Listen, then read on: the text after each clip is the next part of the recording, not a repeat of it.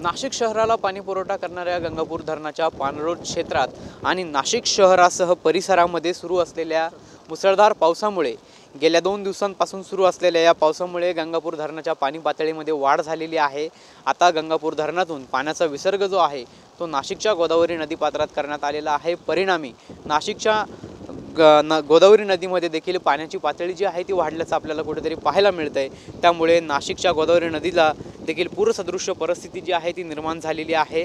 गेल्या 2 दिवसांपासून गंगापूर धरणाच्या पाणलोट क्षेत्रात मोठ्या प्रमाणात पाऊस सुरू आहे। त्यामुळे पावसामुळे या पाणी पातळीमध्ये वाढ झालेली आहे। जवळपास नाशिकचं गंगापूर धरण जे आहे ते 87% आलं असून आता प्रशासनाकडून पाणी जे आहे ते नदीपात्रामध्ये सोडण्यात आलेलं आहे। अशाच पद्धतीचं पाऊस जर आणखीन सुरू असला तर आणखी पाणी हे नदीपात्रामध्ये सोडण्यात येईल असं माहिती जी आहे ती देखील प्रशासनाकडून देण्यात आलेली आहे। सद्यस्थितीला या गंगापूर धरणातून 8428 क्युसेस एवढ्या वेगानं पाण्याचा विसर्ग जो आहे तो गोदावरी नदीत सुरू असल्याचं आपल्याला पाहायला मिळतंय।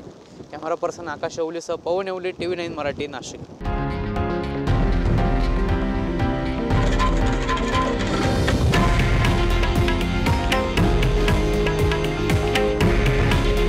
हे आहे देशातील नंबर 1 न्यूज नेटवर्क आणि आपण पाहत आहात TV9 मराठी। काळजी तुमची, हित महाराष्ट्राचं।